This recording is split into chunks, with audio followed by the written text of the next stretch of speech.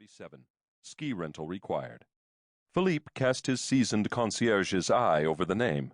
He had a flair for names. One had to in his line of work. Alex. Short for Alexander, he reckoned. Or was it Alexander? Or Alexei? He looked up and cleared his throat discreetly. An impeccably groomed head poked from reception.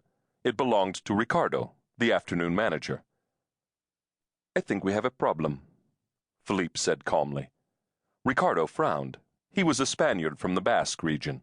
He didn't like problems. "What is it?" Philippe held up the arrivals sheet. "Lubin, Alex."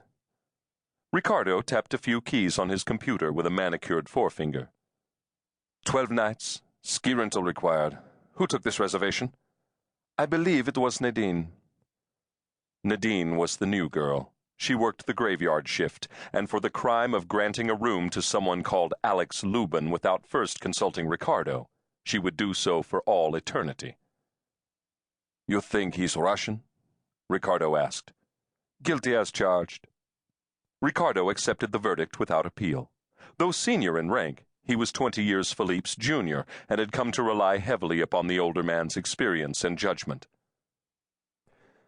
"Perhaps we can dump him on our competitors." "Not possible. There isn't a room to be had between here and Albertville." "Then I suppose we're stuck with him. Unless, of course, he can be convinced to leave on his own."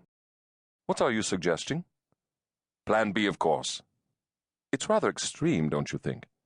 "Yes, but it's the only way." The former paratrooper accepted his orders with a crisp nod and began planning the operation.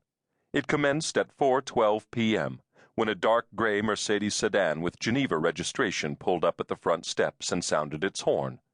Philippe remained at his pulpit for a full 2 minutes before donning his greatcoat at considerable leisure and heading slowly outside. By now, the unwanted Monsieur Alex Lubin, 12 nights, ski rental required, had left his car and was standing angrily next to the open trunk. He had a face full of sharp angles and pale blonde hair arranged carefully over a broad pate. His narrow eyes were cast downward into the trunk, toward a pair of large nylon suitcases.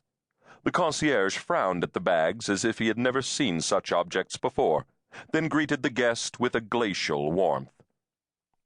"May I help you, monsieur?" The question had been posed in English. The response came in the same language, with a distinct Slavic accent. "I'm checking into the hotel." "Really? I wasn't told about any pending arrivals this afternoon. I'm sure it was just a slip-up. Why don't you have a word with my colleague at reception? I'm confident he'll be able to rectify the situation." Lubin murmured something under his breath and tramped up the steep steps. Philippe took hold of the first bag and nearly ruptured a disc trying to hoist it out. He's a Russian anvil salesman, and he's brought along a case filled with samples. By the time he had managed to heave the bags into the lobby, Lubin was slowly reciting his confirmation number to a perplexed-looking Ricardo, who, try as he might, had been unable to locate the reservation in question. The problem was finally resolved. "A small mistake by one of our staff, Monsieur Lubin. I'll be certain to have a word with her." Only to be followed by another. Due to an oversight by the housekeeping staff, the room was not yet ready. "It will just be a few moments," Ricardo said in his most silken voice. "My colleague will place your bags in the storage room. Allow me to show you to our lounge bar. There will be no charge for your drinks, of course." There would be a charge, a rather bloated one in fact, but Ricardo planned to spring that little surprise when Monsieur Lubin's defenses were at their weakest. Sadly, Ricardo's optimism that the delay would be brief turned out to be misplaced. Indeed, 90 additional minutes would elapse before Lubin was shown, sans baggage, to his room. In accordance with Plan B, there was no bathrobe for trips to the wellness center, no vodka in the minibar, and no remote for the television. The bedside alarm clock had been set for 4:15 a.m. The heater was roaring. Philippe covertly removed the last bar of soap from the bathroom, then, after being offered no gratuity, slipped out the door, with a promise that the bags would be delivered in short order.